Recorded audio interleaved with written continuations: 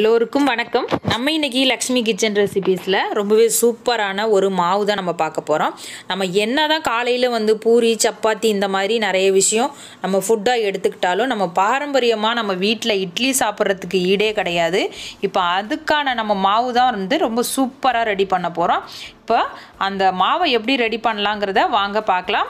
அதுக்கு முந்தைய வீடியோவை ஃபுல்லாக பாருங்கள். அப்போ தான் நம்ம எப்படியெல்லாம் மாவு அரைச்சிருக்கோம், இதில் என்னென்ன ட்ரிக் யூஸ் பண்ணியிருக்கோங்கிறத தெளிவாக சொல்லியிருக்கேன் நான். நீங்கள் தெளிவாக இதில் ஃபுல்லாக பார்த்தா தான் நீங்கள் சூப்பரான ஒரு மாவு அரைக்க முடியும். இப்போ வாங்க அதை எப்படி செய்யலாங்கிறத பார்க்கலாம். நம்ம முதல்ல ஒரு பாத்திரம் வச்சுட்டு நம்ம அளவு கிளாஸ் எடுத்துகிட்டு 4 கிளாஸ் நான் இட்லி அரிசி, இது கடையில் வாங்கின அரிசி தான் நான் சேர்த்துருக்கேன். உங்களுக்கு தேவைன்னா நீங்கள் ரேஷனில் வாங்கின அரிசியோ இல்லை வேறு அரிசி கூட நீங்கள் சேர்த்துக்கலாம். ஆனால் கரெக்டாக 4 கிளாஸ் நம்ம அரிசி இதில் சேர்த்துக்கணும். 4 கிளாஸ் கரெக்டாக சேர்த்துக்கோங்க. இப்போ இதுதான் அளவு. இப்போ சேர்த்தாச்சு. இப்போ இதுக்கு தேவையான அளவுக்கு நம்ம தண்ணி ஊற்றி நல்லா களைஞ்சிட்டு அலசிட்டு நம்ம இதை ஊற வைக்க போகிறோம். நல்லா இது மாதிரி நல்லா கையால் நல்லா அழுத்தி நல்லா இந்த மாதிரி பண்ணிவிட்டு நம்ம இந்த தண்ணியை வடிகட்டிட்டு திரும்ப தண்ணி ஊற்றி நம்ம ஊற வச்சுக்க போகிறோம். இப்படியே கூட ஊற வைக்கலாம், ஒன்றும் பிரச்சனை இல்லை. நான் எப்போவுமே அலசிட்டு தான் ஊற வைப்பேன், அதனால தான் அலசியிருக்கேன். இப்போ தண்ணியை வடிகட்டிட்டு இப்போ நம்ம கொஞ்சம் தண்ணி நிறையா ஊற்றி நம்ம மூடி வச்சிடலாம், ஊற வச்சிடலாம். இப்போ இதுக்கப்புறம் நம்ம உளுந்து ஊற வச்சுக்கலாம். பாருங்கள், இப்போ இதை அப்படியே வச்சுட்டு இன்னொரு பாத்திரம் வச்சுட்டு இதே கிளாஸில் நான் 1 கிளாஸ், அதாவது 4 கிளாஸுக்கு 1 கிளாஸ் நான் உளுந்து எடுத்திருக்கேன். பாருங்கள், இதுதான் அளவு, கரெக்டாக போட்டுக்கோங்க. போட்டுட்டு இதையும் தண்ணி ஊற்றி நல்லா அலசிட்டு இதையும் நம்ம தண்ணி ஊற்றி அப்படியே ஊற வச்சுக்கலாம். இவ்வளோ தான் அளவு, 4க்கு 1. இதே மாதிரி நீங்கள் அளவில் ஊற வச்சிங்கன்னா உங்களுக்கு கரெக்டான இட்லி, நல்லா குண்டு இட்லியாக வரும், ரொம்ப சூப்பரான இட்லி வரும். இப்போ நம்ம அலசியாச்சு. தண்ணியை வடிகட்டிட்டு திரும்ப இதையும் நான் தண்ணி ஊற்றி நல்லா ஊற வச்சுக்க போகிறோம். அவ்வளோதான்.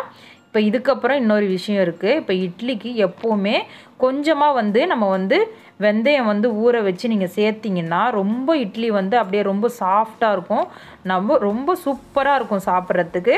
இப்போ அதுக்கு அடுத்தது நம்ம வெந்தயம் ஊற வச்சுக்கலாம். ஒரு 1/4 டீஸ்பூன் தான், ரொம்ப இல்லை, கொஞ்சமாக சேர்த்துட்டு இதில் கொஞ்சமாக தண்ணி ஊற்றி அப்படியே ஊற வச்சுக்கலாம். இப்போ இவ்வளோ தான் இட்லிக்கான ரொம்ப பெரிய ப்ராசஸ்லாம் ஒன்றுமே இல்லை. இவ்வளோ தான். இது கரெக்டாக ஒரு 5 ஹவர் நல்லா ஊற வச்சுட்டு அதுக்கப்புறம் நம்ம அரைச்சிக்க போகிறோம்.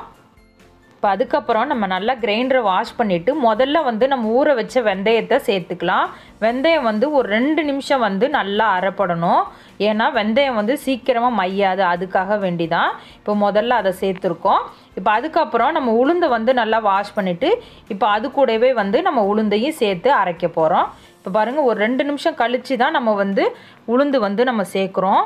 சேர்த்துட்டு எல்லாத்தையுமே மொத்தமாக சேர்த்துட்டு இதில் கொஞ்சம் கொஞ்சமாக தண்ணி தெளித்து தான் நம்ம மாவு அரைக்கணும். மொத்தமாக தண்ணி ஊற்றிட்டோன்னா உளுந்து மாவும் நல்லா வராது.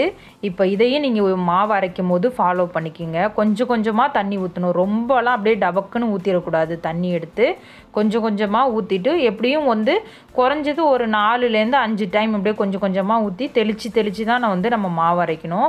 அப்போ மாவு அரைக்கும் போதே நம்ம கண்டுபிடிச்சிடலாம் மாவு நல்லா வந்திருக்குன்னு. ரொம்ப ஊற்றிட்டிங்கன்னா அப்படியே தண்ணியாகிடும், மாவு கிளம்பி வராது, நல்லா இருக்காது. பாருங்கள், மாவு ரொம்ப சூப்பராக நல்லா உளுந்து மாவு மஞ்சிருச்சு பாருங்கள். இதே மாதிரி நல்லா ப்ளஃபியாக வரணும். இப்போ இந்த ஸ்டேஜில் நம்ம இதை அள்ளிட்டு நம்ம அதுக்கப்புறம் அரிசியை அரைச்சி எடுத்துக்க போகிறோம். இவ்வளோ தான். இப்போ பாருங்கள், உளுந்து மாவு நல்லா மஞ்சிருச்சு பாருங்கள். இப்போ இதை நம்ம அப்படியே கிரைண்டரை ஆஃப் பண்ணிவிட்டு நம்ம வேறு பாத்திரத்துக்கு மாற்றிக்கலாம். இப்போ இவ்வளோ தான். உளுந்து மாவு கரெக்டாக சொல்லணுன்னா உளுந்து மாவு ஒரு 1/4 மணி நேரத்துலேருந்து 20 நிமிஷத்துக்குள்ளே ரொம்ப சூப்பராக இந்த மாதிரி மாவு உங்களுக்கு கிடைக்கும். இப்போ டைம் நோட் பண்ணிக்கிறேன்னா நீங்கள் நோட் பண்ணி கூட அரைச்சிக்கலாம். இப்போ நம்ம உளுந்து மாவு மாற்றியாச்சு. இப்போ அதுக்கப்புறம் இதே மாதிரி நம்ம அரிசியையும் அரைச்சி நம்ம எடுத்துக்க போகிறோம். இப்போ மாவு ஃபுல்லாக வலித்து எடுத்தாச்சு. இப்போ அதே கிரைண்டரில் நம்ம அரிசி அரைச்சிக்கலாம். பாருங்கள், அரிசியை நான் அலசி வச்சுருக்கேன். இப்போ இதில் சேர்த்துக்கலாம். அரிசி மாவுக்கும் எப்படின்னா ரொம்ப தண்ணி ஊற்றிடக்கூடாது. இதுக்கு கூட கொஞ்சம் கொஞ்சமாக தான் தண்ணி ஊற்றி நம்ம அரைக்கணும். அரிசி மாவு தண்ணி ஆகிடுச்சுன்னா இட்லி நல்லாவே வராது, அதையும் நீங்கள் பார்த்துக்கோங்க. கொஞ்சம் கொஞ்சமாக தண்ணி தெளித்து தான் நம்ம அரைக்கணும் அரிசி மாவில் கூட. இன்னொன்று என்னென்னா, அரிசி நம்ம அரைச்சி அள்ளும் போது லாஸ்ட்டில் நல்லா மஞ்சிடக்கூடாது. அந்த கொரன்னு லைட்டாக நம்ம கை வச்சு பார்க்கும்போது லைட்டாக அந்த மாவில் ஒரு கொரகொரப்பு தன்மை இருக்கும். அந்த ஸ்டேஜில் வந்து நீங்கள் மாவை வந்து கிரைண்டர் ஆஃப் பண்ணிவிட்டு அள்ளிடணும். ரொம்ப நைஸாகிடுச்சுன்னா ரொம்ப அப்படியே தண்ணியாகிடும் மாவு, நல்லா இட்லி வரவே வராது. இதை பார்த்துக்கோங்க. இப்போ மாவு அரிசி மாவும் நல்லா மஞ்சிருச்சு. நம்ம இதையும் நம்ம அள்ளியாச்சு. இப்போ அள்ளிட்டு இதில் வந்து நான் உப்பு சேர்த்துருக்கேன். நல்லா ஒரு 2 டீஸ்பூன் போல் உப்பு சேர்த்துருக்கேன். ஏன்னா நான் மாவு வந்து அதிகமாக அரைச்சிருக்கேன். அதனால தான் உங்களுக்கு அளவுக்கு தகுந்த மாதிரி நீங்கள் பார்த்து போட்டுக்கோங்க. போட்டுட்டு இதை மாதிரி நல்லா கையில் வந்து நல்லா அந்த மாதிரி எல்லாம் உளுந்து மாவு அரிசி மாவு எல்லாமும் நல்லா ஒன்று சேர கிளறிட்டு நம்ம அப்படியே ஒரு நைட்டு அப்படியே விட்டுறலாம். மறுநாள் காலையில் நம்ம இட்லி ஊற்றுறப்ப பார்க்கலாம். இப்போ பாருங்கள், இட்லி மாவு ரொம்ப சூப்பராக ரொம்ப நல்லா புளிச்சு வந்திருக்கு பாருங்கள். நான் கரண்டியால் உங்களுக்கு கிளறி காமிக்கிறேன் பாருங்கள். இதே மாதிரி தான் இருக்கணும். அப்போ தான் வந்து உங்களுக்கு நல்ல இட்லி வரும். இல்லைனா வந்து இட்லி நல்லா வராது. இங்கே பாருங்கள், ரொம்ப சூப்பராக மாவு வந்து நல்லா புளிச்சு வந்திருக்கு. மாவு ரொம்ப அருமையாக வந்திருக்கு பாருங்கள். இப்போ நம்ம வந்து இட்லி ஊற்றிடலாம். இவ்வளோ தான், ஒரு சிம்பிள் ப்ராசஸ் தான். இப்போ நம்ம தட்டு வச்சு இட்லி ஊற்றி காமிக்கிறேன் நான் உங்களுக்கு. இப்போ ஸ்பெஷலாக சொல்லணுன்னா இட்லி மாவு இந்த மாதிரி ஒரு 2-3 டைம் கலக்கினா போதும். இப்போ அப்படியே தட்டில் அப்படியே ஊற்றிக்கலாம். எப்போவுமே இட்லி ஊற்றும் போது இந்த மாதிரி துணி வச்சு இட்லி ஊற்றி பாருங்கள். அது வேறு டேஸ்ட்டு உங்களுக்கு இருக்கும். நீங்கள் எண்ணெயெல்லாம் தடவி இட்லி ஊற்றுறதில்ல விட இதே மாதிரி துணியில் ஊற்றி இந்த மாதிரி பாருங்கள், ரொம்ப சூப்பரான ஒரு இட்லி உங்களுக்கு கிடைக்கும்.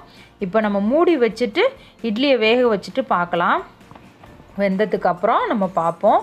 இப்போ இட்லி வந்து ஒரு 5 நிமிஷத்துக்குள்ளேயே வெந்துடும். ரொம்ப நேரம் வச்சிடாதீங்க. இப்போ பாருங்கள், ரொம்ப சூப்பரான நல்லா குண்டு குண்டு இட்லி ரொம்ப அருமையாக ரெடி ஆகிடுச்சு பாருங்கள். இப்போ நம்ம ஒரு தட்டில் மாற்றி இட்லியை பார்க்க போகிறோம். நல்லா சுடும், பார்த்து எடுங்க. இப்போ பாருங்கள், நல்லா சூப்பரான ஒரு இட்லி.